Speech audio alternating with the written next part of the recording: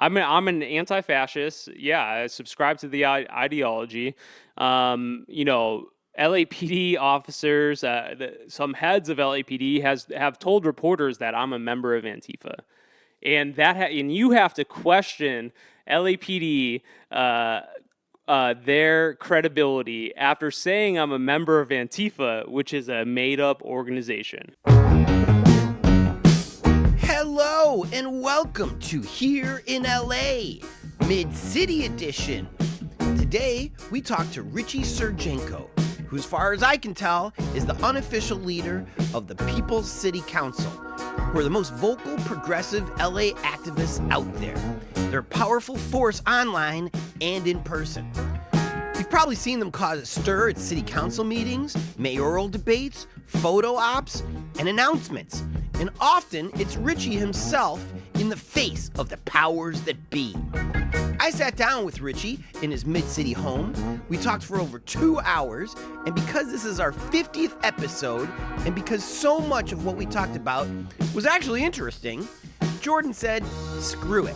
Let's trim it down to 2 hours and call it a special swimsuit double issue, minus the swimsuit. So welcome our guest from Western Mass, Ricci Sergienko. Okay, everybody, I am in Mid-City with Ricci Sergienko. Sergienko. Yes. Did the kids just tease you about your last name? Oh, no, they didn't. Well, my dad and my uncle and my grandfather are either professional football players or D1 football players who also, had a reputation for fighting in the town that I grew up in. And so not a lot of people really teased me growing up. And this is in Massachusetts. Yes, in Massachusetts. Who was the most popular football player in your family? In my family, well, my grandfather was an all-pro defensive tackle, but like way back in like the 30s, he played for a team called the Boston Yanks. Yeah. And the Brooklyn Dodgers, the football team. What? So long time ago. Yeah. Well, you're a long way from Massachusetts. 3,000 miles. What brought you out here? I went to Santa Monica College. I moved in with my uncle who was living out here. My uncle was a longtime organizer. He worked with Cesar Chavez and the United Farm Workers.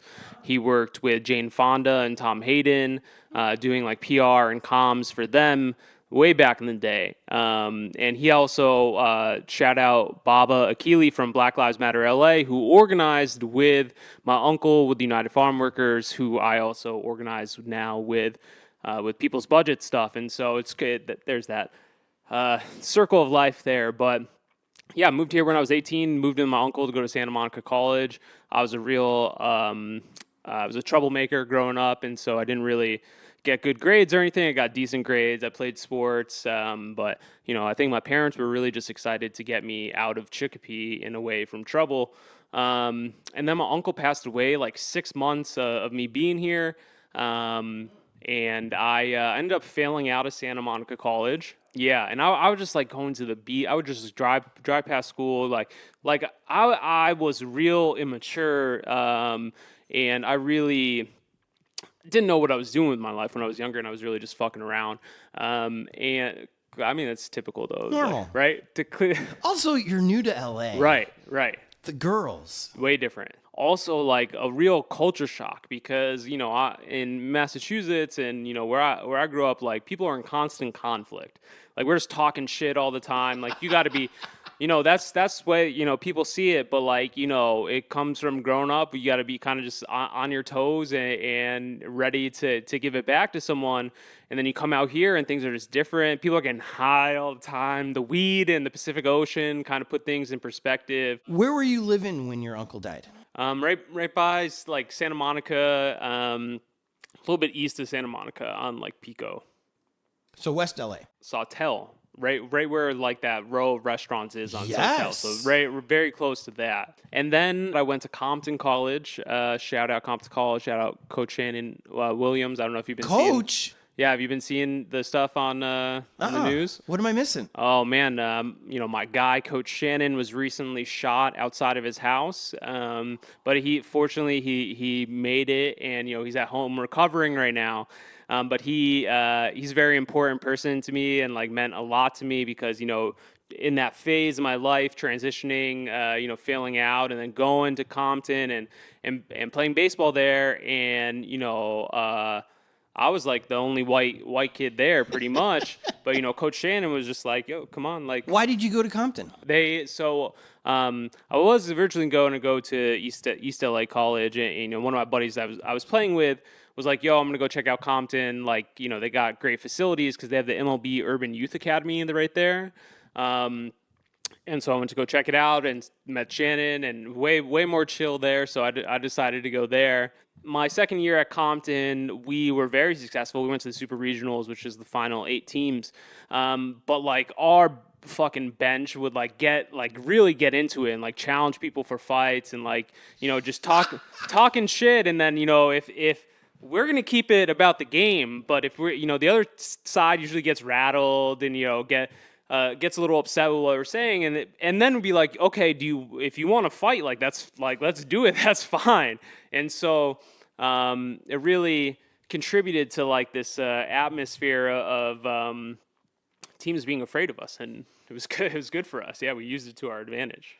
You enjoyed fighting these strange men. I don't necessarily enjoy fighting, but I do like testing people out, and I usually can avoid the people that want to fight.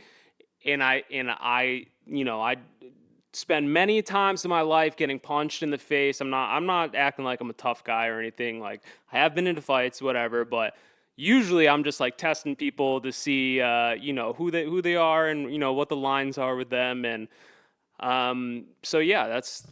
And you'd attribute this to a Western Mass sensibility. Yeah. My mass hole. My dad is a welder. My mom, worked 2 jobs growing up, so like super middle class, like working class.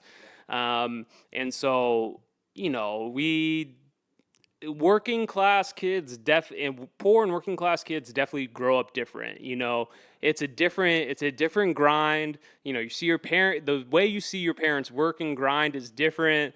Like, my dad fucking didn't buy new clothes for like lots of years, and like, well, and not because we were poor, I'm just saying, but like, it's just fucking, that's it, Let's skip over to now. Yeah. Okay, but so I went to Compton College, played baseball, did it there, went to Cal State Dominguez Hills, and got my degree from there, graduated, and then went to law school, Southwestern Law School, and yeah, that's... Shout out Koreatown. Yeah, we'll talk about that. Did you know that you always wanted to be in law? No, I didn't. I did not know what I was doing when I graduated from college. I probably shouldn't have went to law school. I didn't really know any lawyers. You regret having a law degree?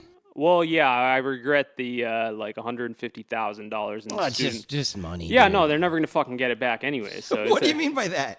They're gonna have to pry it from my cold dead hands, or they will cancel it at some point. You think it'll be canceled? Oh, I'm sure as hell not paying for it. So I'm gonna pay the minimum for 20 years, and then which is what on 150 grand?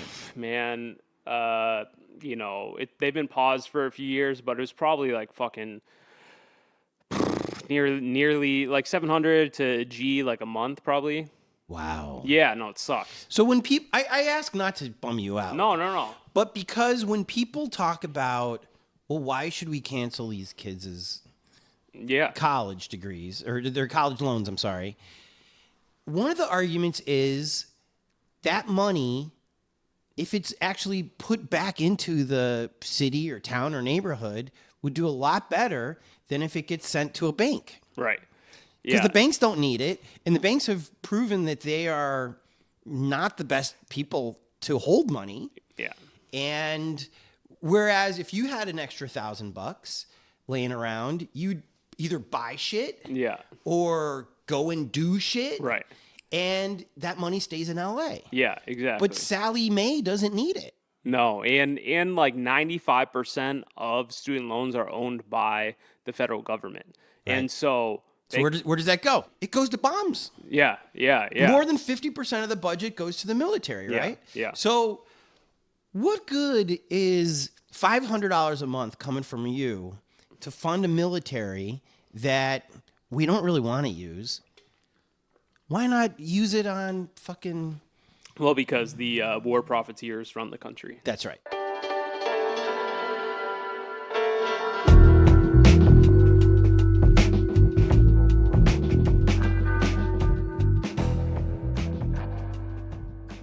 Okay. Ricci? Yes. I question that because it's spelled... How do you say Gucci?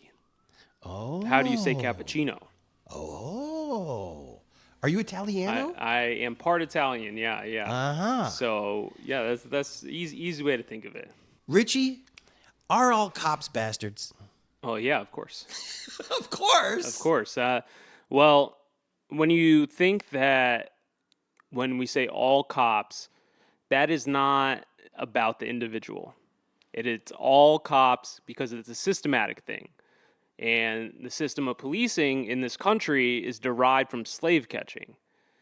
And if you listen to black people in this country, they compare the carceral state to slavery. Policing and prison systems are modern day slavery. Anyone that is a cop is upholding that white supremacist system. And so it's not about individuals, because I'm sure you know a nice guy that's a cop, right? One. Right, one. I had my uncle was a cop. Ooh. And my uncle went to jail a few times. One time for being a dirty cop.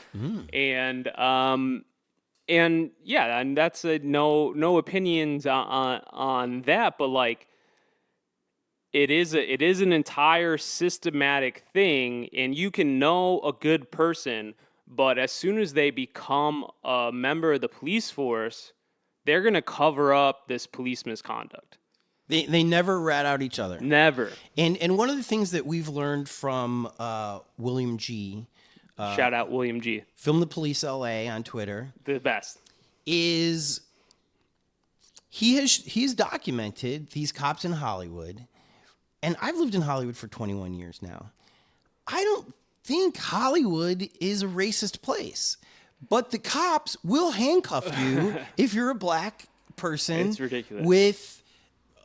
With tinted windows. Parked in the red. Or actually, for whatever reason Yeah. that they want to stop you, they'll immediately handcuff you.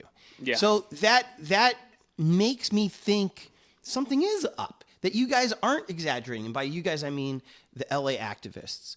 Also, we saw the Rodeo Drive Beverly Hills cops and how 99% of the people that they either handcuffed or arrested were all black. How do you only arrest black people? So when the activists say things like what you just said, which was this is a throwback to slavery, I know that there's some people at home, they're just rolling their eyes. But when you actually see these police in action and how differently they treat guys who look like you from guys that look like Will, it's like, what happened? And so my question is, do you think that these cops, including Latino cops, are afraid of blacks and that's why they handcuff them and treat them this way?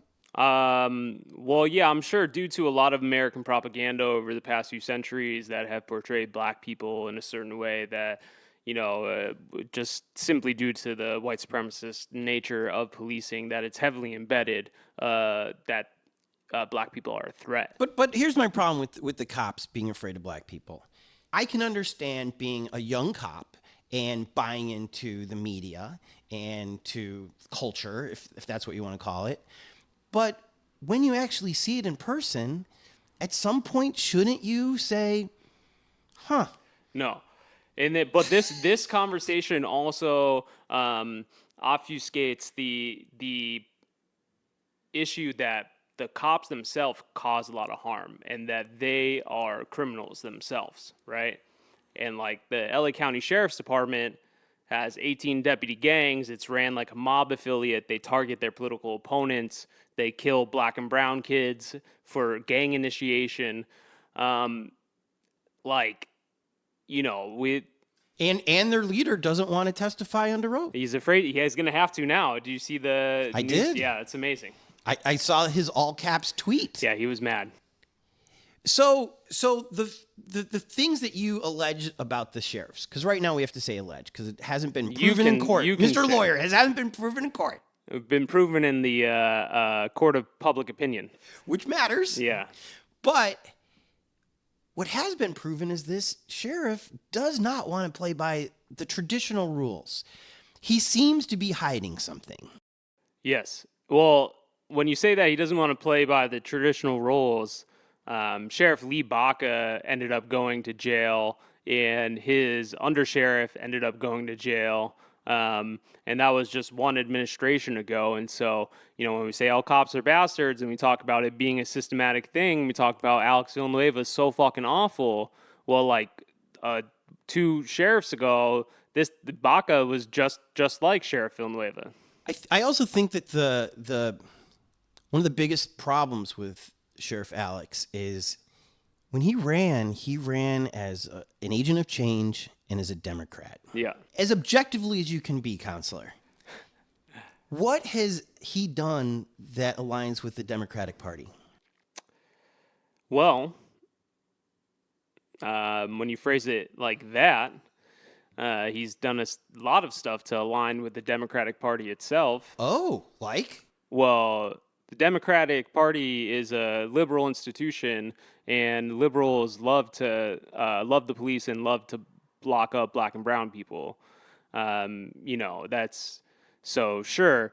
But if you want to talk about progressive ideals, right? Like, is he living up to progressive ideals? But I don't think he ran as a progressive, though. Right. And I would say, okay, that's very good, Mr. Cynical Man. But I think Angelenos, when they see a D next to your name on the ballot, you think that it's going to be different than an R. Yes. And so here we have Alex, who ran as a D. Yeah. Who's not a D. Yeah. You've got Rick Caruso now running for mayor as a D. Lord knows he's not one. Definitely not. And you've got who you like to call Joey Buckets. Yeah. Who's a cop. Yeah. Who's running as a D. It's awful. Is that because they think that they just can't run as a Republican? I think it's a lot. It's a lot of things, and I think that the political structure in Los Angeles and the political atmosphere for a long time has allowed people to just stamp D next to them, and it really doesn't mean anything, right? Mm-hmm. Because the LA City Council is one of the most conservative governing bodies in the country. What makes you say that? Well, we have 5 unhoused people that die every day on the streets of Los Angeles. Still. We give 54, it was 54%, and now it's like 49% of our general operating funds to LAPD. Which I'll put an asterisk on that, because I don't know of any major cities, maybe Boston, who push back against funding the cops. Even Joe Biden. Yeah, this is what I mean when we're talking about Democrats and stuff. But I'm saying I think that's just an American thing now. Exactly. It's bipartisan. It's one of the few bipartisan things. It's an entire issue with the American project that we're heavily invested in militarization and policing and the carceral state. It's crazy. And so, this is, there's also like important to remember, there's a difference between Democrats and the Democratic Party, right? You're a Democrat, right? I am an independent. Right. There are a lot of Democrats, right, who just have opinions, and they don't think that they're conservative. Liberalism is a conservative ideology because it's heavily invested in capitalism. Capitalism is heavily invested in the police to protect capital, and so liberalism is a conservative ideology. Are you a capitalist? No. What would you call yourself? I'm an anti-capitalist. I've never heard that before. You never heard of anti-capitalist? No. Okay. Oh, you were getting a sweatshirt, which is a parody of the Anti-Social Social Club. It says Anti-Capitalist Social Club. Yes. So, F the LA Sheriff's Department, justice for Anthony Vargas. I forget which guy Anthony Vargas was. Anthony Vargas was a shout out the family of Anthony Vargas, very powerful family that really I look to for a lot of guidance in this work. Steph and Val, they're fucking amazing. Anthony Vargas was a 21-year-old Latinx kid in East LA who was targeted by Banditos prospects. Banditos is the East LA deputy gang. The details of that case are really an expose of how insidious the culture within LASD is. If you ever see pictures of Anthony, he's got pictures smiling, holding fish and stuff. Was he the one that got shot by the garage that he worked That's at? Andres Guadardo. Andres Guadardo was shot and killed in Compton by by executioners prospects. Okay, so when you say Banditos is a sheriff gang, is it you have to be a deputy to be in the Banditos? Yes, it's the deputy gang that runs out of the East LA station. Okay. There's 18 different deputy gangs. So you and I couldn't be part of the Banditos. We could not know. Yeah, it's literally organized crime. Interesting. Yeah.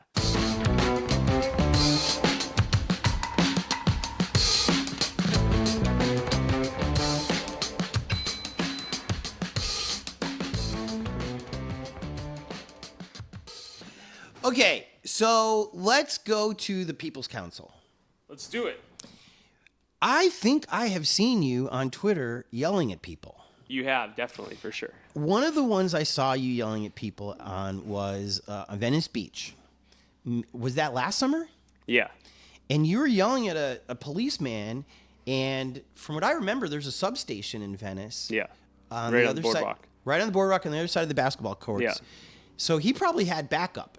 Yeah. Get in the car. Get in the car. I'm not going to move until you move. Get in the car. I need you to move away Get from in the car. Get in the car. I need you to get in the car. What the fuck you gonna do? Yeah, that's my This is car. public space. Car, tough guy. Ha ha ha ha. Get the fuck in the car, tough guy. Get the fuck in the car, tough guy. That's what I fucking thought. You fucking coward. You fucking coward. You fucking get in the car too now. You fucking coward. Get the fuck out of here. Yeah, you fucking thought you were all fucking tough. You gotta get back in the car now. You fucking. Why were you yelling at this man? I had been out in Venice for about a month monitoring sweeps in the middle of the night. So they were moving people from 2 to 5 a.m., just like waking people up that lived out there and moving them. Why were they doing it in the middle of the night? Because probably they didn't think people would be there to watch. But doesn't it look more shady when you guys are out there videotaping this and putting it on videotaping? I'm 1,000 years old. Yeah, no, it's fine. You're filming videoing, yeah. and you're putting it on Twitter. Well, yeah, It seems super duper shady, right? That's why that's why we're so effective. And so, anyways, so I'd been monitoring them for about a month, and then I just went down to Venice that day with my partner just to go to the beach, and then I saw them harassing this black vendor who just happened to be next to an unhoused person. And the cops shut down the dude's vending space just because they wanted to remove the unhoused person. And he was upset. I have videos, he was upset about them doing that. And it's a black guy on Venice Beach, what seemed specifically targeted or not even targeted, that they just did not care that they were interrupting his space. So that happened. Then I literally saw them chasing this woman down the boardwalk. And this was a week after LAPD had just responded to a mental health call and shot and killed someone in Hollywood. And so I'm just witnessing them acting like this, and it's just so outrageous. So anyways, goes towards the end of the day. We're down by the basketball courts, and this guy in the cop car starts backing up towards us. Me and my partner don't move. We have no reason to move. He could have went around us. There's plenty of space over there. And instead of doing that, he throws the car in park, gets out, and goes, "Get the fuck out of the way, tough guy." And, at that point, he's mocking me, right? So he started this. Yeah. So that's why I went so hard, because... And then as I walk up to him, he goes, "What the fuck are you going to do about it?" And he's in uniform. He knows we cannot get into a fist fight right now. So why are you approaching me like that? Because you think you can, right? You think you can approach me like that. And I'm well within my First Amendment rights to tell him to fuck off. Because I'll tell you, when I saw the clip, I thought you were out of line. Because I was like, Okay, you can yell at the cop, I guess, but what's the purpose? What is it going to achieve? Yeah. But now that you frame it like that, was there the longer clip where the cop approached you first out there? Well, no, because think about it. He had just tried to back up. We didn't move. He threw it in park.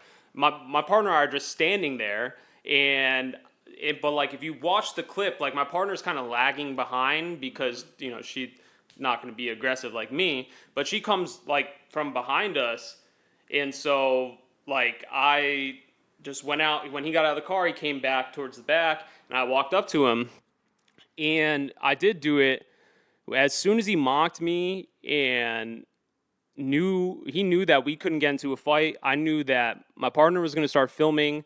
There was a crowd, and I'm going to embarrass this dude because we cannot get into a fist fight. And you are stepping to me like you want to fight.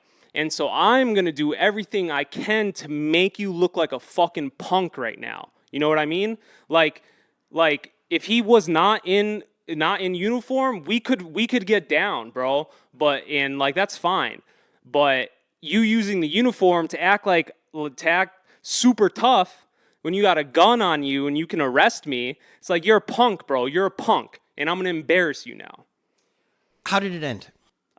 He got in his car, and his partner got in his car, and I told them to fuck off, and they went on their way.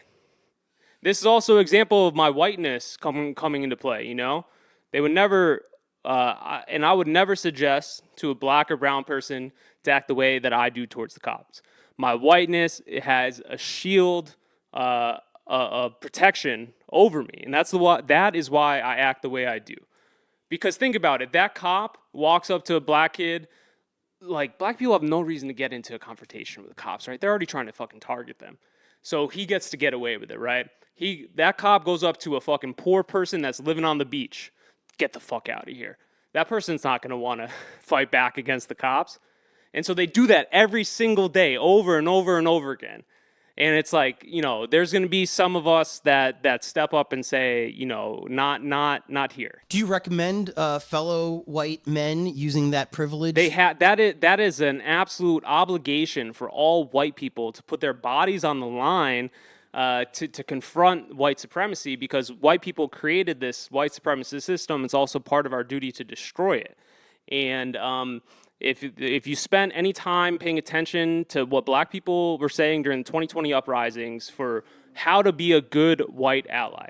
I grew up with plenty of black and Puerto Rican friends in Massachusetts, but then in 2020, it was put your body on the line in between the cops and people of color. And also, one of my political heroes is John Brown. You know who John Brown is? Abolitionist John Brown. Oh, that John Brown. Yeah, who tried to free the slaves by leading a takeover of the armory. And if you read Malcolm X, what he says about John Brown is, if you want to be an ally with a white man, ask him his opinion on John Brown. What happened to John Brown? John Brown was executed by the state for leading. Right? Yeah. I mean, that's a hell of a hero to have. You're going to be the guy that doesn't get hung. Is that the goal? Maybe. Who knows how the state responds, But that's the only type of energy that I want to have, Like, what astrological sign are you? Aries. Oh, dude. This is right in your wheelhouse. Yeah.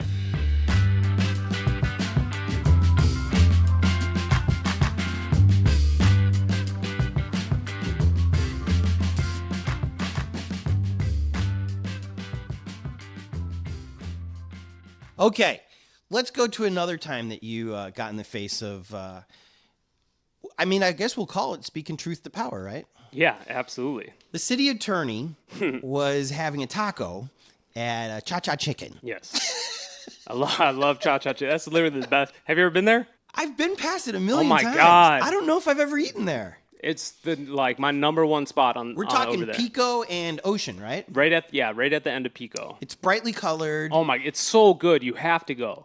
Anytime you're at Shutters, Well, no, I don't ever Make go sure, to Cheddar's. make sure that you put on your flip flops and walk up the hill. Yeah. Okay, so you see the city attorney Yeah. there, Mike Fuhrer. Is that how you say his name? Mike Fear, yeah. And you do what you guys are calling bird dogging. Yeah. What did you say to the city attorney when you saw him there? Yeah, so... Who, by the way, is still running and was running for mayor even then, right? Yeah, absolutely. I asked him a few things. I believe I asked him about Will getting arrested. Will, shout out Will from the Police LA. He had, he's been targeted a bunch of times by LAPD. But it's so funny. They tried to set him up and arrest him on a Friday and hold him on $50,000 bail, and they didn't think that he would clear bail that quickly, and we got him out of there in an hour. That was because I live in Hollywood, and the interesting thing about Will is when I first saw his tweets, I was terrified for him. And I think he only had about 2,000 followers at the time. But he was clearly doing something that was unique, which is hard to do in Hollywood. And I was afraid for his life. Now he is kind of one of the biggest. He's like Batman. Yeah. He's one of the biggest activists in LA, wouldn't you say? As far as the accounts go, and Will does a tremendous public service. So when he got arrested, the word spread very fast. Yeah. Because I live close, I walked by, and I think that was the first time we ever met. Yeah, for sure. And it was a strange scene because you never know who's good or bad out there. And a lot of people are anonymous on Twitter. And so I didn't know who you were. And I'm not anonymous on Twitter. I got banned. So you got banned from Twitter? Yeah, I posted the sheriff's address and they perma banned me. I guess the world knows where he lives because he had the helicopter pad in his backyard. Yeah. Which is also weird. That guy's ridiculous, yeah. Okay, so Will got arrested. You asked the city attorney about it, and what did he say? He was like, I got to look into it. He said, he's like, I saw it come across my desk or something. He's like, I'm gonna look into it or something. Was it windy in your office? Right. Like, what do you mean it came across and flew away? Yeah. He's busy covering up the DWP scandal, so he's probably more focused on that, which I also asked him about. And it's really like an intricate fucking situation. I don't really know too much about it. I know like the bare minimum. I mean, to me, his office fucked up. Yeah.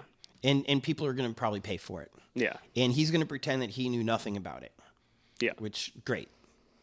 Perfect mayor. Oh yeah. I mean, he's definitely like a career lawyer. Like when I was talking to him, he like kind of talked his way out of some answers. I was like, fuck, and like I wasn't too adversarial with him, so I was just like, damn, I'm just gonna like let him get out of it. But he handled my pressure a lot better than a lot of elected officials have. Then I asked him about Lex Oliveira Ray from LA Taco, super cool guy and a great reporter, about whether he was, he was asked. I asked him about. I forget the specific question. I asked him about Lex's case and whether he was going to continue to leave it open and see if he pressed charges. Lex's case was he was covering the Dodgers celebration.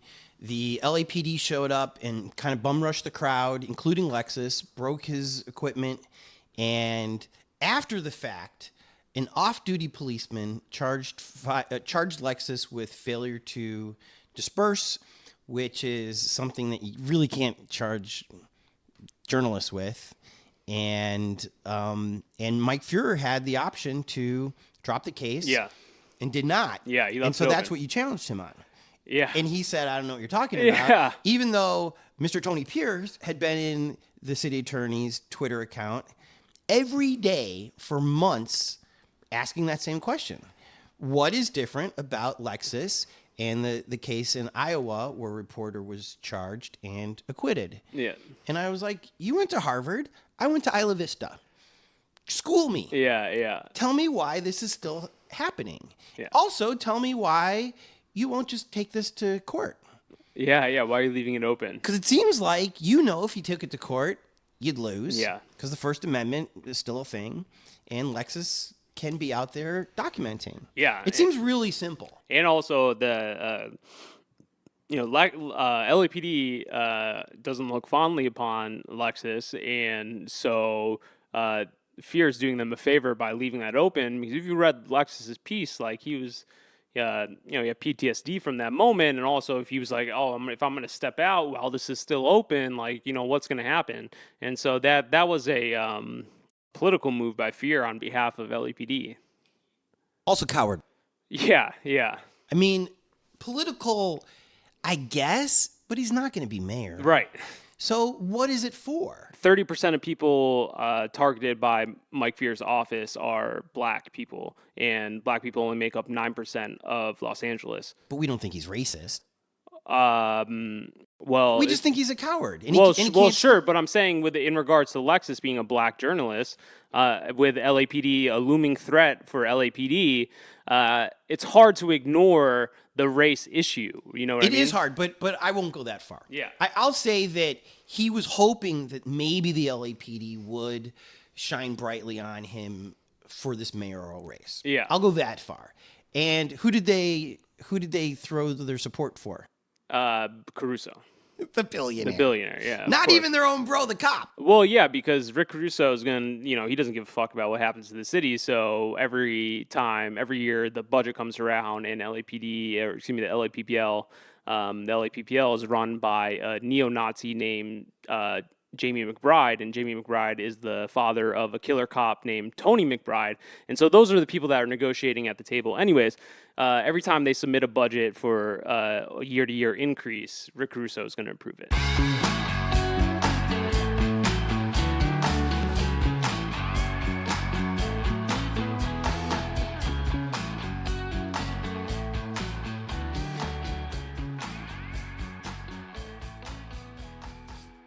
Let's go to one more time that you were called out. And that was recently in the Los Angeles Times. And it wasn't even you directly this time. I feel like the protesters at this mayoral debate caught hell for what you've inspired out there, which is bird dogging people, which isn't new. You didn't create this. Yeah, exactly. But Erica Smith from the LA Times, a columnist, who also happened to be a moderator at this thing. Not at the event. Oh, she was at a different one. Yeah, so Ben Oresky's a reporter on housing and homelessness for the LA Times, was the moderator at that event. Okay. But Erica did moderate the following night at USC, which they closed off to the public. And her whole thing was that idiot protesters didn't disrupt it. Well, you guys kept us out of the room, so it's kind of hard for us to disrupt. When you get called an idiot, how do you take that? I mean, it's an ableist slur to begin with, and so there's a lot of... That's what you're upset about? Well, no, I mean, I'm not saying that part upsets me personally, but the fact that they use that language and a bunch of disabled folks and disability advocates were on Twitter saying, yo, this is ableist, and Erica doubled down and she had them change it back. And so that's completely dismissing what disabled folks are saying about the use of idiot. So I'm not saying that it really upsets me. I'm with you. But like that, something that when I saw that, that's kind of what like my first, as far as me, it's like kind of laughable. The activist sensibility today is you guys are on 11 right now. Yeah. And it seems like it's been like that since Black Lives Matter. Yeah, for sure. Meanwhile, the politicians are still stunned that people are pissed off. Yeah. And especially, to go back to the first mayoral debate at LMU, which I did partake in disrupting, just to bring up a fact that like Karen Bass compared that group to January 6th, insurrectionists, when that was a mainly black and brown coalition of activists. I was the only white person there. And I was the first one out of the room. And so by the time when she made that statement, she was being told by black folks that they object to police spending in her public safety plan. And the fact that that room of white liberal elites was shouting down and booing black and brown activists is a perfect dichotomy and also a great example of why we do disrupt. And then so, going to the second debate, they had a quote unquote community conversation on homelessness hosted by the LA Times. That forum did not include an unhoused person or a person with lived experience of homelessness. And so the people that disrupted that event were unhoused people, and their allies. Street Watch and J-Town Solidarity were there. And another thing that points out when Erica calls idiot protesters, Theo Henderson, who is the UCLA activist in residence and has experience being unhoused and has been doing this work for a long time. To call him a idiot is offensive to a lot of people because he's activist in residence, and also as a person with lived experience was objecting to the conversation being held without people like Theo. You know what I mean? And also there were other unhoused people there objecting to the conditions of what shelter is like. And that's just another example that the people in power, the establishment, don't care what unhoused people, what poor people have to say. And because they're saying, hey, Project Roomkey, are you familiar with Project? Of course, yeah. They're saying that these are carceral conditions. They don't give them an actual room key. There's a curfew. I swear to God, there's a Right. curfew. Sometimes you can't bring partners, pets. They monitor drug and alcohol use. That's not like that's not living on your own. That's not living at your own space. Yeah. That's like dealing, like, would you really want to do that? Or like you can, those options are not sufficient, and we're hearing that directly from unhoused people. Project Roomkey, do you have any numbers on what percentage of the rooms that were available for Project Roomkey actually went to homeless people? Because I heard it was only half. Yeah, there was a good tracker, and at one point, like the city had like 1,400 rooms, 2,000 rooms, something like that, and it was like barely over half full. And not to mention, Project Roomkey is fully reimbursable from the federal government, and we could have, during the length of the pandemic, could have housed every single person in Los Angeles on the federal government's credit card. I do see a lot less tents in LA as I drive around. Yeah. I think that's a good thing. Am I blind to where these Yes. people are? Yes. Do you know where these people They're are? being displaced Where? all over the city. The city is using Municipal Code 4118 to ban people from public spaces. They're using it to ban people from public parks. For example, Echo Park. For Echo Park. So right now in Echo Park, there's Fence. a fence. Yeah, ugly ass fence. Which we thought was only going to be temporary and maybe just for the Super Bowl so they can have their 15 seconds of hey, look how great Echo Park looks, right? But it's still there. Yeah. They want it there. Yeah. For what? To keep unhoused people out from having a sanctuary and a place to build community while the city lets them down. Like you're saying that you're seeing I see a lot less fewer tents. I mean, you do tents. too, though, right? Potentially, and I do agree because there are certain encampments that I used to visit that aren't there anymore. Yeah. And but also, Tony, you're seeing less tents, but we also know that there isn't there isn't even a small amount of open rooms for permanent and temporary housing solutions, right? So you're seeing less tents, yet we know that those people aren't going into housing provided by the city or county. So where do you think they're going? They're just being displaced. They're getting Are they on Skid Row or something? They could be going to jail. Well, think about it. Their belongings get picked up and thrown away, almost regularly. Yeah. Yeah, no, it's a pretty cruel way to deal with homelessness because we know that also 5 unhoused people die every day on the streets of Los Angeles. So you're asking where they're going. Well, a lot of them are dying. They're going to heaven. Yeah. Rick Caruso, today, I believe, said that LA needs a deep clean. Oh my God, that's fascist speak. Literally, that's literally fascist fucking language.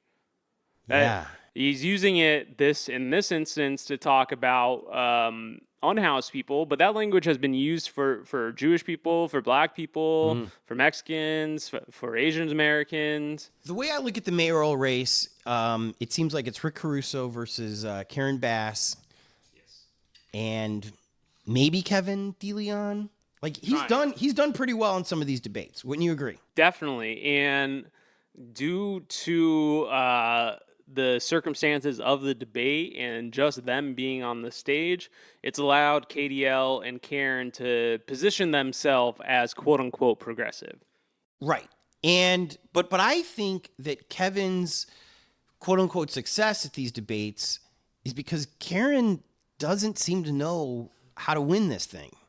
She seems to think if I do the Biden thing in LA, I'll win.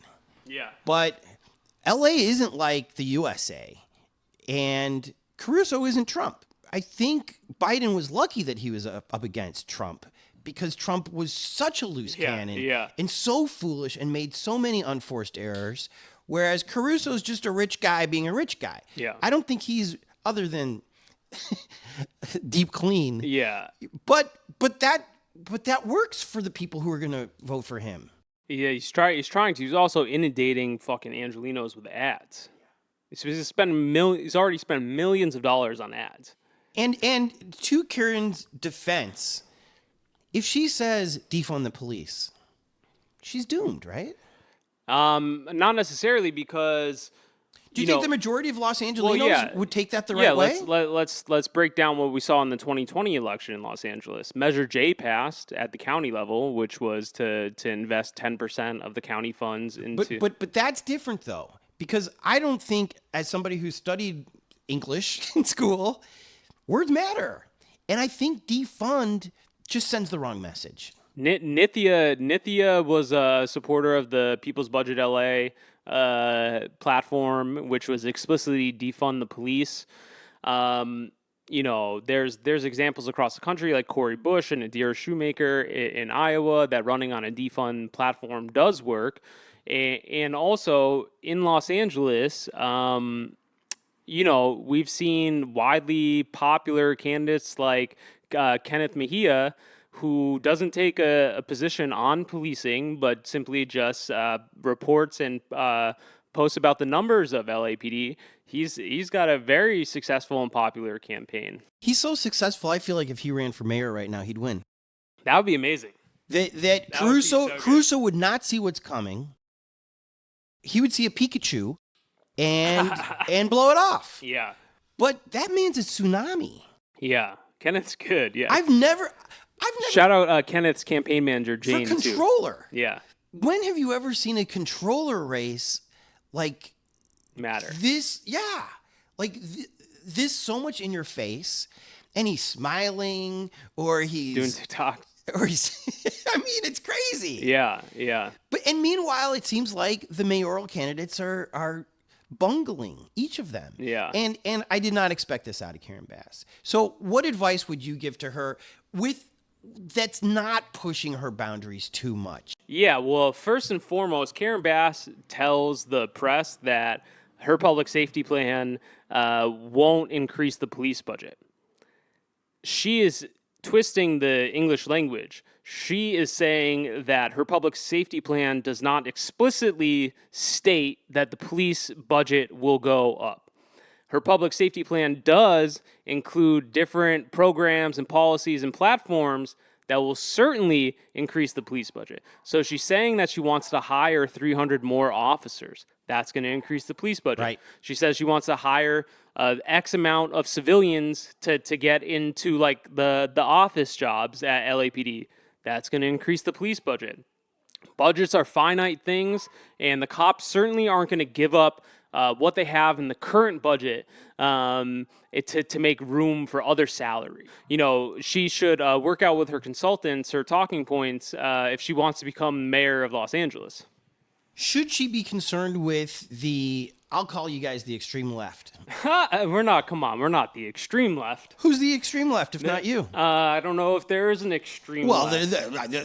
Then it's you. Okay, that's fine. But when they. But my question is, should she concern yourself with your organization and the people who support you? Well, because her advisors might be saying they're only 5% of LA. Don't sweat it. They're gonna yell. They're gonna. But we've got the LA Times calling them idiots. You don't have to. Well, I'm saying this as a white man, but the People's City Council is a BIPOC-led group. We work in coalition with Black Lives Matter LA and People's Budget LA, and we work closely with a lot of folks. And so, it's more than 5%. Well, also, they can dismiss what I'm saying as a white man, whatever, criticizing a black woman who has a lot of service in government, right? You can say whatever you want about voting, but when people's material conditions aren't being met, they're going to be fucking pissed. And we're seeing that right now, right? And LA for a long time has had low political engagement. So that's another thing about calling us idiot protesters. That really upsets me. LA is known for like this laissez-faire government, not a lot of people paying attention. So now you have a large group of people that are paying attention, and the people in that room, the people that we work with, can talk about the intricacies of different issues, right?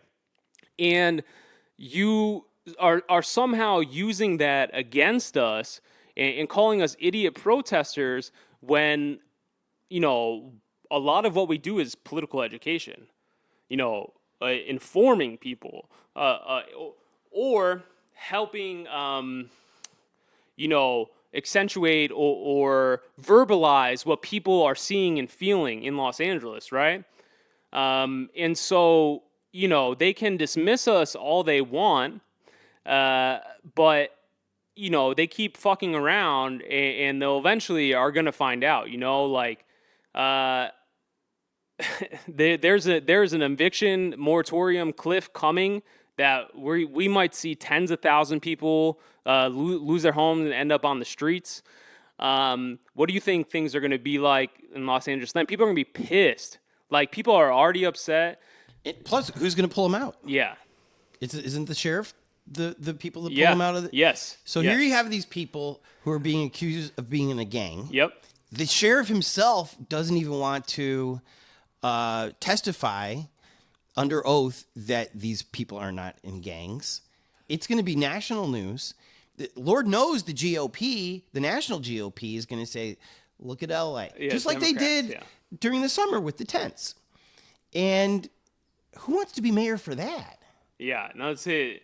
So on your website, on the People Council website, you say no rent? Yeah. What does that mean? Well, the city should pay everybody's rent? Well, the no rent was specifically during the emergency order. Okay. So that'll be coming off the website soon. No, I mean, that is a further discussion about rent and property and capital, but specifically for the pandemic, we were saying that there should be no rent, so rent freeze, so no rent collection. Was there any politician in LA that was Nithya? Because I've got a poster of Nithya next to Bernie in my laundry room, because I love Bernie, and I've actually interviewed Nithya, and I thought she was the future of LA politicians. Yeah. And to me, she seems to be the most progressive of most. And Mike Bonin, who resigned. Yeah, right? he's leaving. So of the ones who are still in there, she's the one. Yeah. And yet, I haven't heard anything from her lately. The only time I've even seen her name on Twitter is when Will gives her shit. Yeah. What happened to her? Did LA just beat her down? Yeah, I think once you get into the inner workings of government and the establishment, that there are certain things that just kind of take over, and you'll have to sacrifice if you want to make friends with Nuri Martinez.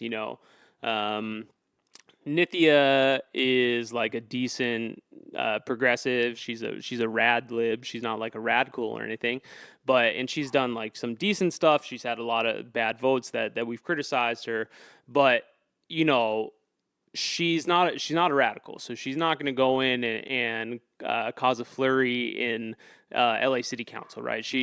She's a very nice person. She's very kind and like smart, and that's just not her style. So she went in and she's trying to be friends with Nuri Martinez.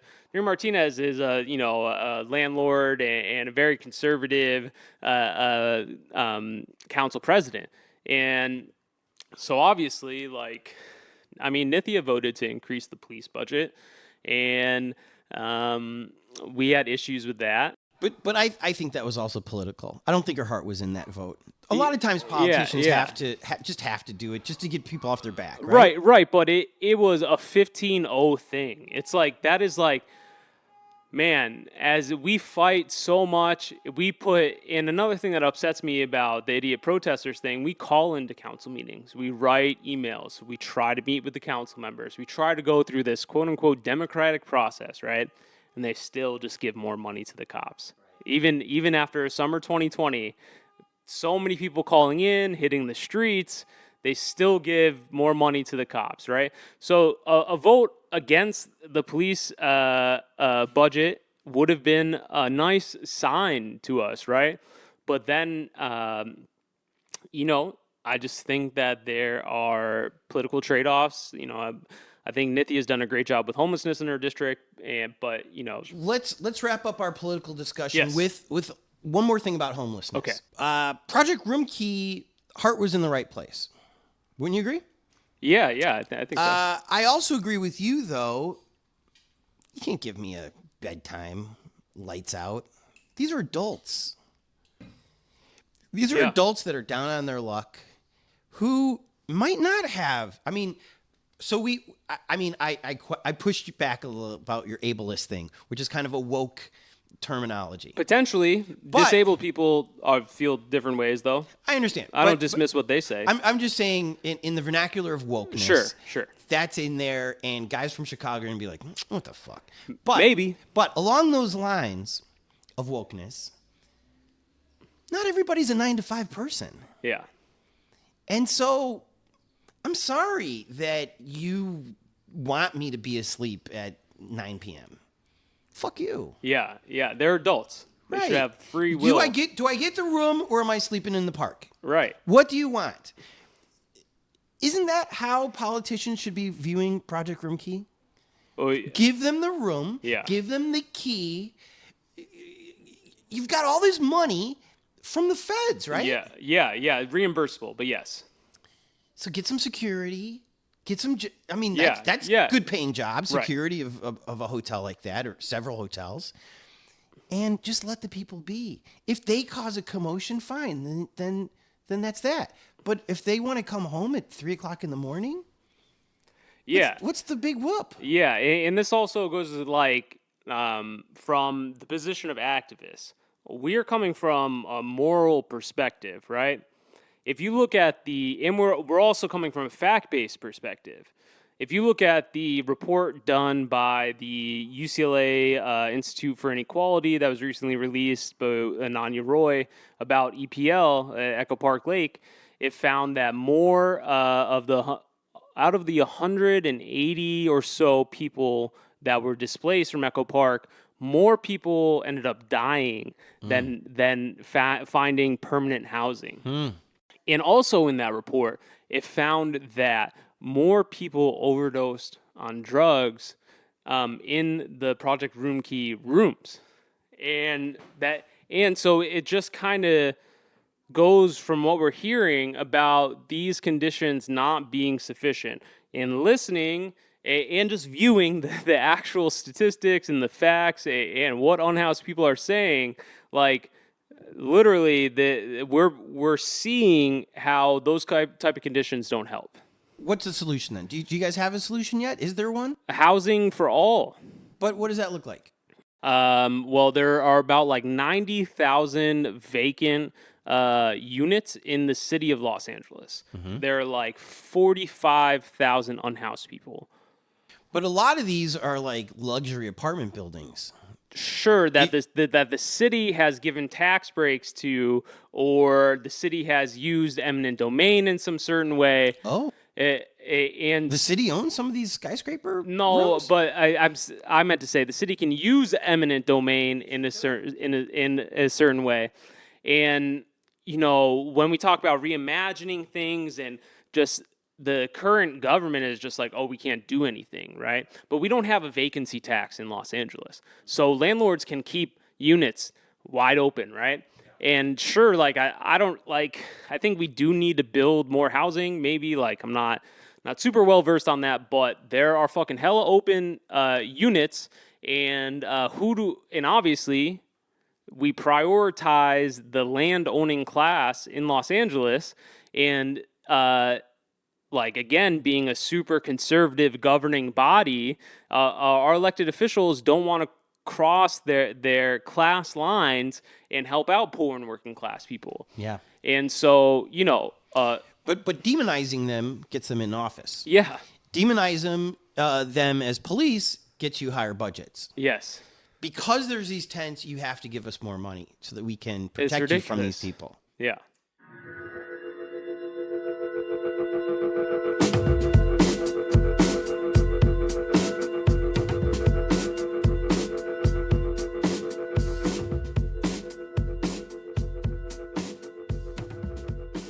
Okay, so let's switch over to Mid-City. Do you like living in Mid-City? I do. It's like a middle ground, towards the beach, towards downtown, towards West Hollywood.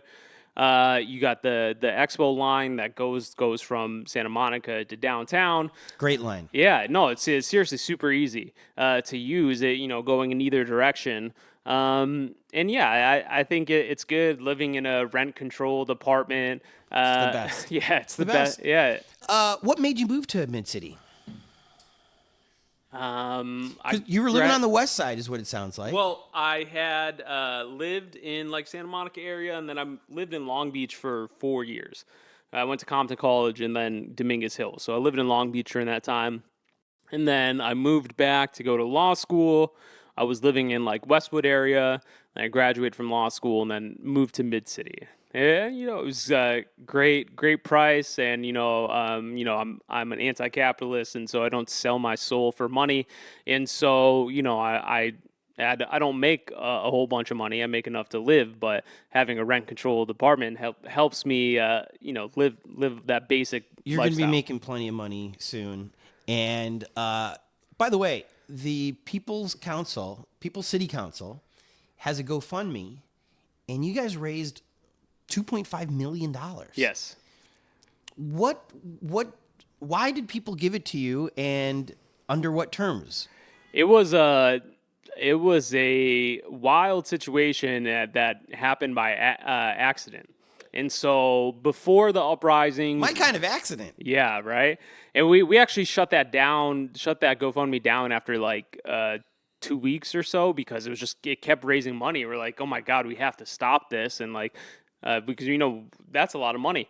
So in 2020 we had been doing like these car protests, and some people happened to get like these tickets from LAPD for like honking and stuff like that. So we started this GoFundMe in like April 2020. Or like, if you come into one of these actions, you get a ticket, we'll pay for it through this fund. And then, George Floyd happened, and we hit the streets, and I think it was like Thursday night.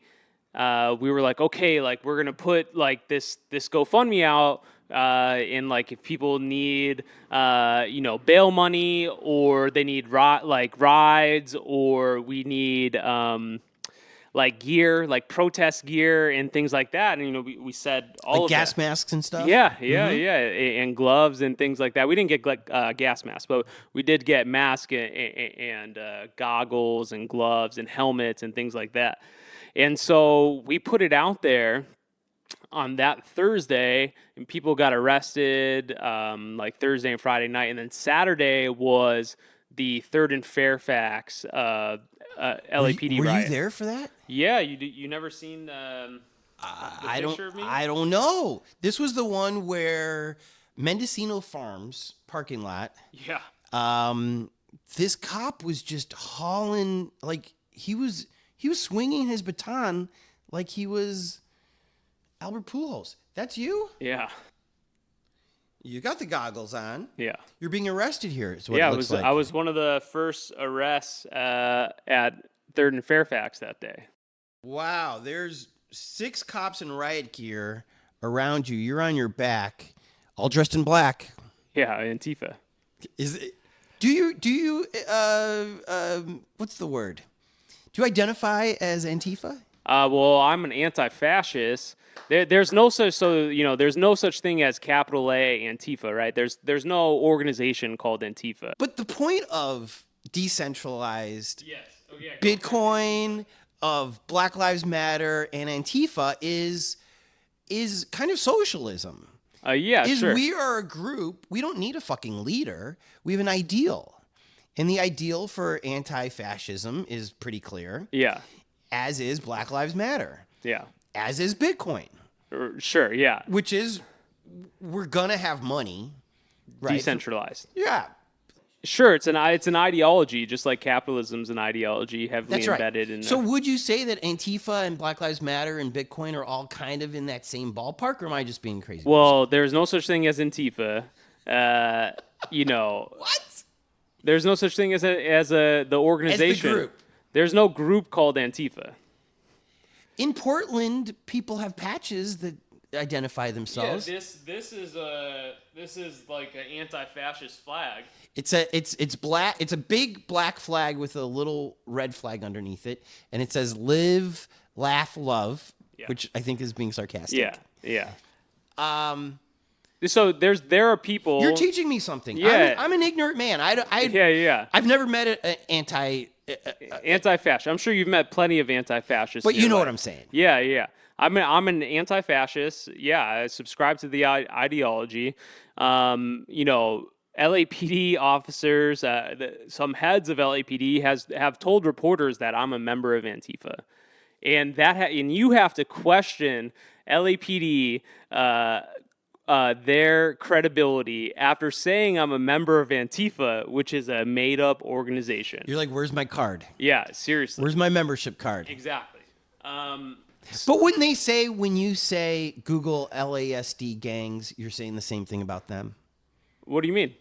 That they would say, well, you're accusing us of being in an organization, and you don't really have proof. No, there's plenty of proof. And you would say, then show us your tattoos. Yeah. And they would say, your black clothes are your tattoo. You are trying to identify as this. Potentially, but there has been like $80 million in civil lawsuits against the sheriff's department where deputy gangs are referenced. And you would probably welcome testifying under oath that you're not in Antifa. Yeah, exactly, right? Exactly. And so they could say, well, all right, fine. But if it looks like a duck and walks like a duck, and you'd say, but I'm not a duck. They're just making stuff up. A man can wear black clothes. Yeah. And have a LA cab hat on. Yeah. And this Live, Laugh, Love shirt. Yeah. But that doesn't mean I'm this illegal fantasy fictional group that you're accusing me of. Is that what you'd say? Yeah. No, just because people dress up in black bloc, which is, the all black clothing, that doesn't mean anything. When you were wearing it that day, what did it mean? It meant that, I'm trying to, the way that the cops surveil us and the way that they are capturing, footage not only on their own, but going through social media and things like that, looking for any identifying features, it's easiest to not wear something that, will make you stand out or something like that. Because simply for security reasons, it's really not that difficult of a concept, you know. Because your fear is if they identify you as people's counsel, they will unfairly approach you. Well, Even if you're not doing anything. yeah. They're going to try to take you out because they see you as a leader, therefore a threat. Yeah, so that day that I got arrested, I was on Instagram Live, like literally while I got arrested.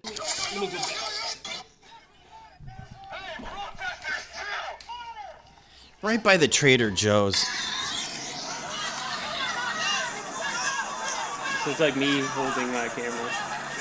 I'm about to say like, okay, let's go. Should we dip, bro? This should be it. We should dip. We should get everyone to get the fuck out of here. You want it? Hey, everyone, we need to dip. Let's go this way. This is fuck this shit. Watch out. I got tackled by 2 cops, dragged out into the street, and punched by one of them. And why did you want to leave? You saw that Oh my God. it was coming down? Oh my God. It was for like hours, bro. They were fucking whooping our ass for hours at that juncture. Like I have been out in the streets a long time now, and I have never seen the look on the faces of those cops on May 30th. They wanted to fuck us up that day. And it was wild. And they felt like they had permission that day. Oh yeah. Oh my God. Like, so unlike the cop on Venice Beach, who was like, I want to kick his ass, but I can't. These guys were like, we can. What gave them that permission? I don't know. I feel like it had been a while since they had this kind of large group of people. And so they ended up cutting. There was so many people, like fucking like 50,000 people, maybe 30,000, however much. And LAPD ended up like cutting the group in half. So we got separated. And I didn't even know they were at that location until I looked at Kendrick Sampson's Instagram Live, and I was like, oh my God, we got to go back. But had the police been attacked in any way? Were there bottles being thrown? Later, cop cars were set on fire. Yeah. Because they abandoned their cars to go chase after groups of people. But when you were being attacked then, and you saw the violence in their eyes, what gave them that permission to haul ass? I think it had just been a while since they dealt with a crowd of that stature, that big of a crowd. And I think that Chief Moore like just said, go ahead and fucking crack some skulls. And think about it, this was like 3 days after George Floyd. So we were seeing uprisings all around the country. We were seeing burning of precincts, and cops all around the country, and you know, not specific to LA, but they were feeling they were feeling like they were being attacked, right? Well, they were. You were saying defund. Yeah. You were saying cops need to stop doing this to people. No more police violence. George Floyd got killed by a cop. Yeah. I mean, you weren't physically attacking the police, but they were the target of the protest. They were targeted the protest, but when we talk about violence, there's only one side that's violent. It has been that way for a while. The police kill with impunity. A cop hasn't been charged with murder in Los Angeles for over 20 years. That's like almost 1,000 people that have been killed by the cops, right? So when we talk about violence, like the state has a monopoly on violence, right? Like they're the only ones that really get to carry out violence with impunity. And so like it's just the way that activists get framed, right? It's just like so troubling because the cops are this fucking evil group that can kill with impunity. They take up so much of our budget, like the funds where we say, you know, we can invest in mental health, right? We can invest in services. We can invest in public bathrooms. Well, that's because we spend so much fucking money on the cops, right? Like budgets are finite things. So here it is, almost 6 o'clock. They've already spent a couple million. Yeah. They've already spent more than what you've raised in the lifetime of your GoFundMe. Yeah. So that's ridiculous, right? Like that's what we're up against. Literally, you have to think about that kind of number. Like that is what we're up against, and that's a number that Karen Bass doesn't want to let go of because she thinks that she cannot get elected by saying you don't need $8 million. Well, because you're also talking about the sheriff too, right? No. Well, Separately, the sheriff also has a similar a budget. $3.4 billion budget. So a little bit bigger than LAPD. Right. Yeah, so it's ridiculous. So much tax dollars are going to And these two organizations. 90% of LAPD officers don't live in the city of Los Angeles. That's got to change, right? Well, I mean, sure that they can make that change, but we talk about who she's going for voters. Like these people don't even live. They're not even in gonna vote for the her. city. Yeah, right. They're fucking all the way out in wherever the fucking neo. Well, some of them are in Idaho. Yes. Like literally in Idaho. We are in our hearts, you and I, hippies. And so we don't want to tell a homeless guy his bedtime. And we really don't want to tell a cop that he has to live in LA. Yeah. But of the two, it's probably better for the city if the cop lives in this city. Why do you say that? Because if I had to police Orange County and I lived in Hollywood, I would look at Orange County as work, a negative thing. Right. And all the crime that I saw in Orange County, I would say, I'm so glad I don't live there. And I parachute in, and then I smoke my weed in Hollywood, and I talk to my Hollywood friends about how fucked up Orange County is. Yeah. And they're like, but you're a hero, Tony. Yeah. You're going down there and you're saving old ladies. Yeah. Whereas if I lived in Anaheim, on my days off, I actually saw Anaheim for what it was. And on the weekends, I go down to Newport and I see Newport for what it is. I think psychologically, I would have a different take about Orange County if I actually fucking lived there. Yeah. Am I crazy to look at it this way? That's like a reasonable expectation. That you're like I agree with you. Okay. But people say whatever, but this is why we say reform doesn't work, right? Because the system is set up to operate this way, right? Like all of the fucking neo-Nazis like Jamie McBride live all 45 minutes away in their little cul-de-sac. It didn't just turn to be 90% of LAPD officers yesterday are out of the city, right? It's been this way for a long time. And like, I do think reasonably you are correct, 100%. But like, the cops don't want to be reformed. The systems that enable policing, like the current government structure in Los Angeles, they don't really want to reform too much.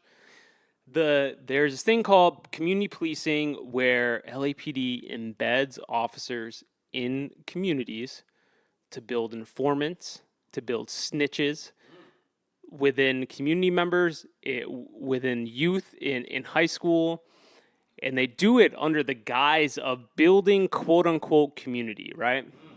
But what they're doing is creating a community of surveillance, and they're also, by nature, criminalizing this community when you go in with the assumption that, like, they need to fix this community. You know what I mean?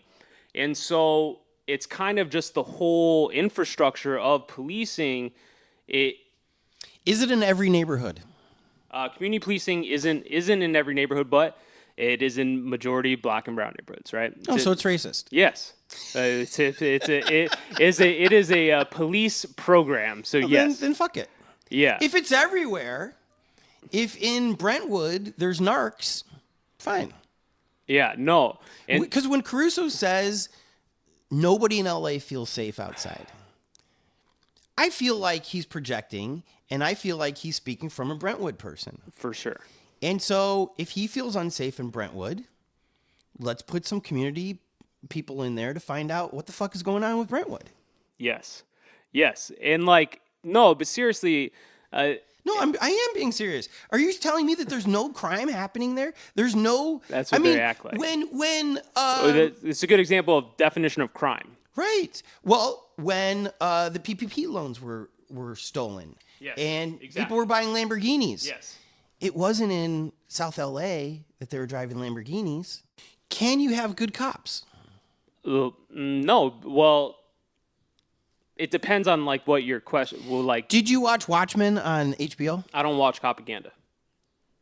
You consider Watchmen propaganda? I don't watch. Literally, They were black cops. my partner and I will literally turn stuff off if we realize that like this is like a cop movie. We don't fuck with propaganda, bro. It's so infiltrated in our system. It's gross. Like it's seriously so gross. And so we say it's unfair to like project, right? Well, during the pandemic, you saw mutual aid happening with unhoused people, right? Yes. Who was providing that mutual aid? The extreme left. The extreme left, right?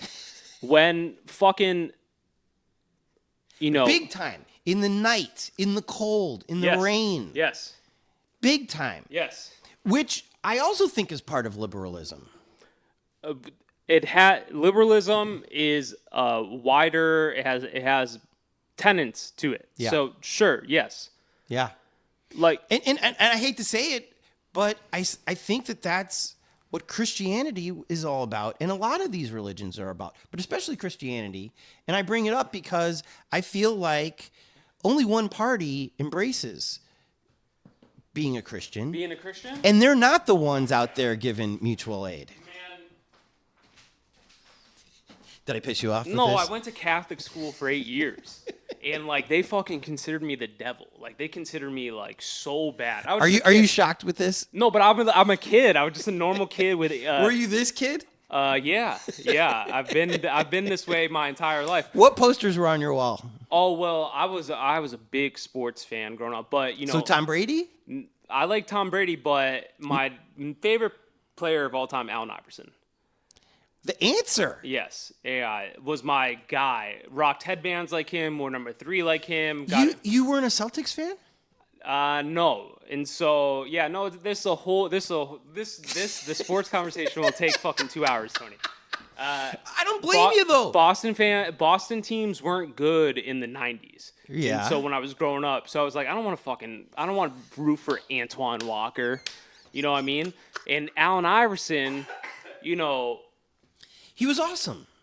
and like I was so But also because you're kind of built the way that I am. We're not the biggest guy on the court. Allen was the littlest guy on the court, but not Muggsy Bogues little. Right. He could drive the lane and fuck shit up.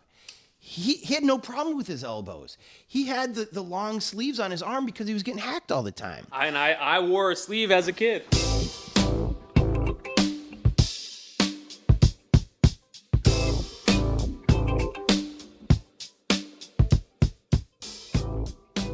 You wanted to tell me about some of your favorite spots in Koreatown. Yes. And even though this is about neighborhoods are connected to other neighborhoods. Yes. And we like to venture out of our neighborhood from time to time. You venture out to K-Town.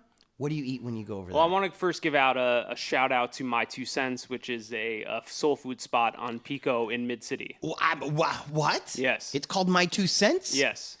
I love soul food. Yeah, there's like 3 soul food spots or southern soul food / southern spots on Pico in this little stretch. My Two Cents. Yeah, and there's another one that's like it has like an explicit name of like Southern Fried Chicken or something like that. I'll get the name for you after. On Pico. On Pico, Near what? near Roscoe's. It's on the other side. Over by there. On the other side of the street from Roscoe's. Oh. Yeah. So it's on Smart. It's on the north side. Because Roscoe's always has a huge line. Yeah. Why not? Yeah, there's good soul food spots over there that we the gumbo is fire if you go to it's the basic name spot. Yeah. Yeah, so that's some good Okay. food. I feel like that area over there has lots of great food. It does. Taco trucks that are great. Oh man. That's the best part about living in LA. Isn't it? The number one part you go to any taco truck and you're gonna get a good taco, right? No matter what, get a good taco. Sometimes you're surprised and like get the fucking best taco of all time, right? The like taco trucks are amazing. Plus, I'm like a huge stoner, so like I'm always snacking. Like I'm always snacking. We're always trying to find like new spots to try. Yes. But there's this stretch in K-Town. It's like 6th Sixth goes that way. It's like Sixth and like Western, basically. Sixth and Western to Vermont. There's a stretch in there. Super dense. Yeah. Lots of storefronts. Lots of options. Have you eaten around there before? Oh yeah. Yeah. Sure. So Dan Sung Sa. I don't know any of these names. I also get a little baked, and I'll just roam. Hell yeah. And as you can see, I'm a kind of a friendly person. Yeah. To strangers, I'll just ask, "What's good?" Yeah. And they'll point me. One around there, there's like a weird parking lot that was inside of a place, and they were people were lining up for cotton candy, like a cotton candy dessert. I don't know about that. Me neither. Yeah, no. But that's what I love about K-Town. Oh yeah, yeah. Is maybe if you're Korean, you know what's up, but if you're just roaming, I mean, they're friendly people too. So maybe People's Council should also have a little page just on approved food spots. Oh yeah, well we do have a good thread on food trucks in Los Angeles. Where I put out, I was like, "Yo, what's your favorite food truck in Los Angeles?" We got like 90 replies. So that let's wrap up with that then. The Twitter part. okay. Is People's City Council responsible for these Google LASD graphic designs that I see that are parodies of everything, really? Yeah. Is that you guys? Do you guys yeah, take credit for that? Of course, it's inspired by Cerise Castle's reporting on LASD gangs. You can find that at lasdgangs.com, hosted on Knock. So yeah, Cerise put that series out, and someone tagged Google LASD gangs on a wall. But I'm asking. No. Yeah, I'm getting the getting, artwork. Yes. No, I was getting to it. Okay. So someone tagged it, and we posted about the tag, right? And it blew up. And I was like, okay, so maybe something's there. And we're always trying to think about different ways of how to infiltrate the media. And one of the ways is called the tournament. The tournament is using symbols that are in culture already, that are familiar to us, and putting a twist on it. And so that's a lot of what we do. And when you think about it, capitalism, everyone is trying to maximize their earnings, right? So when it comes down to logos, a lot of effort and time usually goes into those logos, right? And so it's the same thing if you're trying to build a restaurant on a street. If you're Burger King and McDonald's has already got a spot there, like, oh, well, McDonald's, they do well. We'll just put they know what's going on. We'll put a restaurant over there. It's the same thing. Like, there's a bunch of stuff that are familiar in our psyche, and people have a visceral reaction to these graphics and memes because it makes you think about it, and it's portraying a message.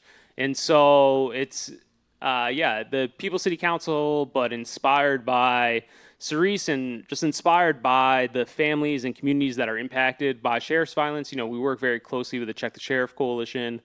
And but I would say that the satire behind these parodies, I'll call them, humor sometimes works way better than being in your face. Yeah.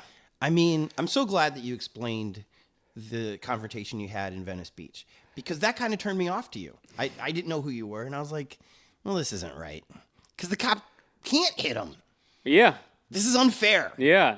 I want a fair fight. Me too. Me too. Exactly. Me too. And so I'm glad you explained that. But the parody of Guns N' Roses, the Clippers saying Google LSD, the Google one is fucking great. Like, yeah. The quality, as somebody who aspires to be that good at graphic arts. Oh yeah, it's we really have an quality. amazing graphic designer. And I think the message gets out there. Yeah. I think people do Google it. Oh, 100%. And Cerise's comes up as number one. Number right? one. Yeah, yeah. And so then people learn about it. Yeah.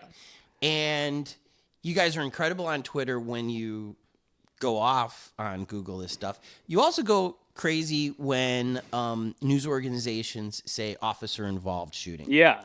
And what do you guys say? Well, What's the common reply? how was the officer involved? Right.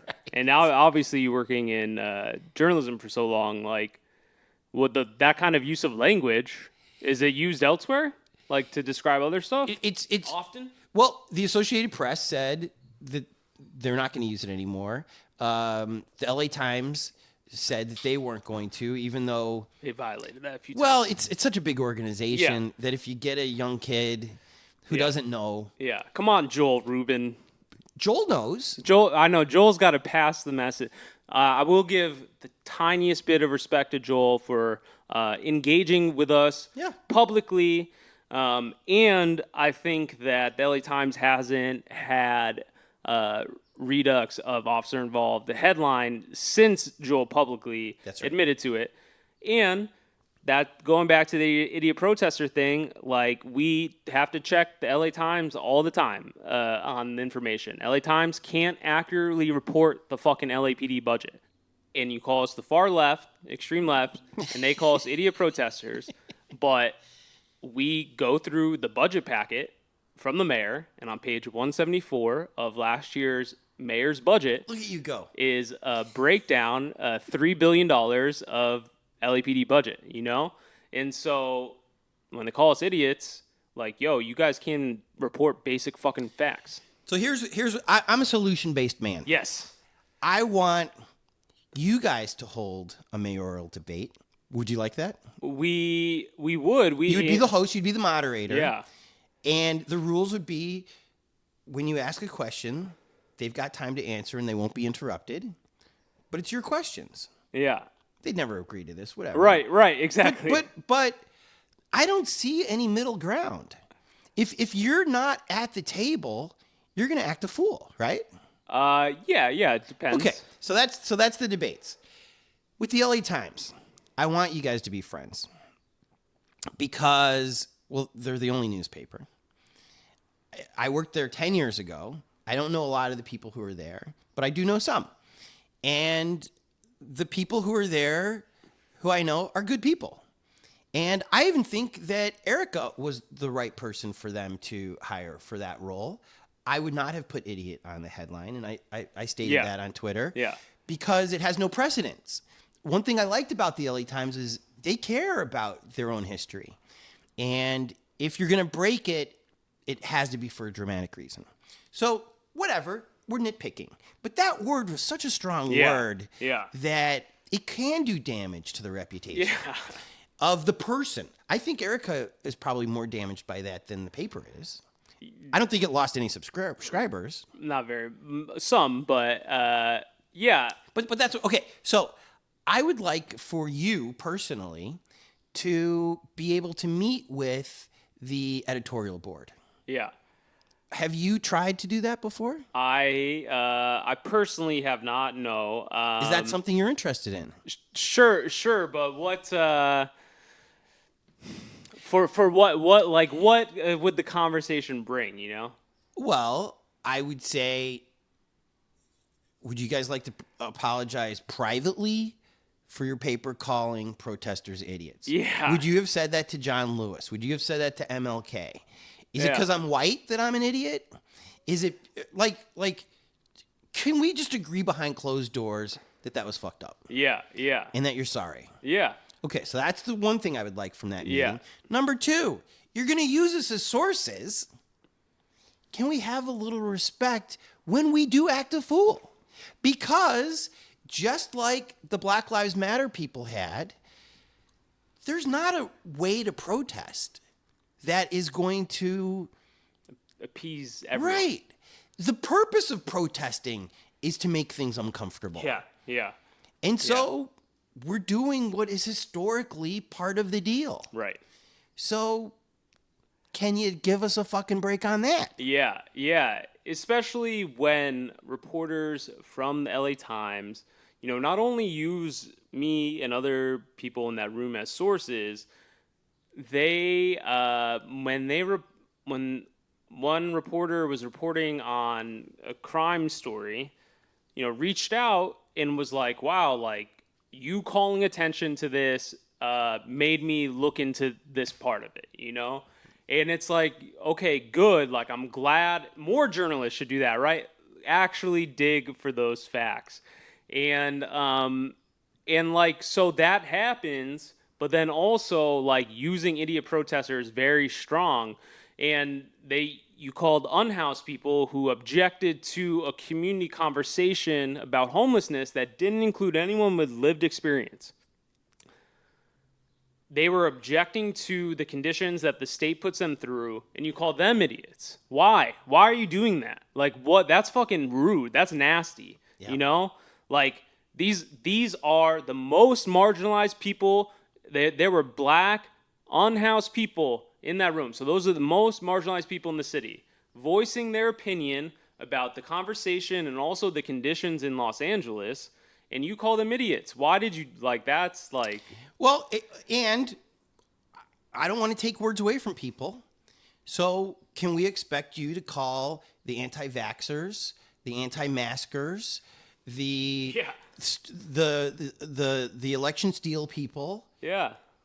Can we expect you to call them idiots? Because those people Have are they actually done that? those people are actually putting people's lives in danger. Yeah. And I'm sorry, but a homeless guy saying, "Where's the homeless people here?"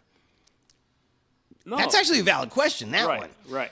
The last thing that I would ask, Yes. if I was you with the editorial board, can you hire Cerise and or Lexus? Yes. Why not both? Because you do have an issue with minorities as reporters. And even though some people consider you, the LA Times, extreme left, we know you ain't. Right. And not that those two are either. Yeah, of course. But it will move the needle a little. Yes. And maybe the LA Times right now needs the needle moved just a little bit. Yeah. Well, obviously, So those are the things that I would ask if I was you. Yeah. Do you have anything else on that list? Well, if Cerise and Lexus wanted me to advocate on their behalf, I would. I would. It's okay. It's a hypothetical conversation. Lexus didn't ask me to bird dog the city attorney. Yeah. Although if I did reach out to him on DM and I said, if this embarrasses you or puts you in a bad spot, let me know and I'll stop. Right. And he goes, it doesn't. Yeah. And that was it. Yeah, no, that's Because he didn't want to tell me what to do either. Right. Of course. And yeah. But wouldn't you appreciate the LA Times better if either of them or both of them were writing in the paper? For sure, definitely. Yeah. But it's also like a thing about is the LA Times willing to accept that? Would they be, right? I'll tell you, the people that you might talk to might not have ever heard of them. Oh, wow. So sometimes it's just planting the seed. Yeah. And after a while, you'll be like, oh, just like you. I've seen you on YouTube, and I never connected the dots. Yeah. I never thought, and obviously I follow the peoples on fucking Twitter. Yeah. But I never connected the dots. It takes time sometimes for people, even people who are hyper focused on it. Right, for sure. So it's just ask for what you fucking want, dude. Yeah. Ask for what you want from people. You can scream it if you want to, but you don't always have to scream it. I don't always scream. I'm very tactful with how I approach people, and if people need to be screamed at, they need to be screamed at. But I've embarrassed Eric Garcetti and David Rue by simply just asking them questions in a straight and direct way. So isn't it weird that politicians don't like questions? It seems like they just don't like them. Yeah, I'll send you the David Rue clip. Like, he turned into a just vote bot when I was talking to him. He's like, just vote. And these people are highly educated. They have some of the smartest people in the world around them. Yeah. It's an indictment of our education system. It's weird to me. Well, yeah, I mean, I wish I had their staffs around me. Oh, yeah. No, it's a whole thing about how the city uses resources. That $2 million. Yeah. Is it in the bank or is it gone? Have you given it to the poor? Like a good Christian would? What's that? Have you given the money to the poor like a good Christian would? Oh, I thought you said Christian Wood, the basketball player from the Rockets. I was like, wait, what? Like Christian Wood donated? Like, do you guys have that money, or have you already given it away? Yeah, a lot of it's already been donated. Okay. Publicly, like, at least like $1.5 million has been publicly stated. Like we Good for you. donated to like Black Lives, like $500,000 to Black Lives Matter, a couple $100,000 to NLG, a bunch of money to LA Can. We've donated to Street Watch. We've donated to a bunch of other local groups, and we use that money for bail when people need it, like Will. Like when we found out. Oh, really? Yes. So you guys were the reason that Will was able to bail out so fast. Yes, we bailed him out. And it shocked the cops. Yes. They gave him a $50,000 bail, whereas normally what would it have been? Man, people in LA right now are being released without bail. Like there's during the pandemic there was a big no bail thing, like for people getting arrested for like misdemeanors and stuff. Okay, so you've given away at least $1 million. Yeah. So you still have some money in the bank. There's like some money. And you don't want any more? Are you afraid of putting the shingle out again? Well, we have like a separate GoFundMe. We just closed that one. That one, well, because I had to start a GoFundMe for my coach Shannon, and my name was on the other one, so I had to shut that one down. That one raised like $50,000. Good. But yeah, it's so much money, and we like weren't expecting it. We had zero infrastructure. We also raised it during the uprising, so we didn't want to use that money for like ourselves. Right. It was raised because black people were in the streets because fucking cops are killing black people. God bless you. God bless you. Well, no, it's like, it would be wrong of us to spend that money in a way that was like. Well, and you also have so many enemies that it'd be an easy way for them to Right. say, aha, Right. we told you. Yeah, exactly. And it's like anytime anyone comes to us for help, like we never turn people down. If it's a part of our community, we always support them. That's why we were so ready to go help Will. We have saying, we keep us safe. Oh yeah, for Will, did you just pay the whole $50,000? No, we paid 10% to the bail bondsman. Okay. Yeah. And then when they drop the charges, The bail bondsman recovers. Gets the money. So we were out. everything's 5. cool. I feel Will is so popular. Remember when he floated the idea that he was going to get an apartment that overlooked the parking lot of the Hollywood police? Yeah. I feel like he's so popular. If he just put out a GoFundMe, Oh yeah. he would have a year's rent free, right? Yeah, No yeah. problem. Yeah. Well, he does a tremendous public service. I honestly do feel safer in Hollywood because of him. Well, also like, you have to imagine like. Will is in one district of 15 districts in Los Angeles. I've been with him multiple times, and I've seen literally the same fucking thing. We walk up, 4 young black kids up against the wall, hands behind their back, sometimes handcuffed. Like that, and these videos from Will keep coming of the same thing. But you have to wonder how often does that happen across the city? But when Will shows up, Yeah, things change. they suddenly become unhandcuffed Yeah, and they move along. well, that goes for a lot of cop watchers, and it should encourage people to go out there, especially white people. That's the bare minimum that you could do is watch stops. You don't have to get close to the stop. You can be across the street. Fucking cops get scared of fucking white people filming them. They're like, they're about to get in trouble. And 2, they don't like being filmed, generally. And 3, they're usually up to some fucking bullshit that they don't want to be filmed doing. I pull up every time I see a stop, and especially if I see it's a black or brown person, I pull over. And when I can, I'm not gonna say every single time. When I have time and I'm out, I will pull over and I'll start filming. Literally last week in Beverly Hills, on my way back from the doctor's office. In Beverly Hills, obviously, with the racist cops, 2 construction workers were pulled over and seated on the curb, and the cops were going through their car. You can't just go through someone's car without probable cause or an exception to probable cause. The cops don't know that, right? They don't know the exceptions. They're just so used to violating people's rights that it's okay for them to just search the car, Or maybe they do know, but they know that the victim doesn't know. Right.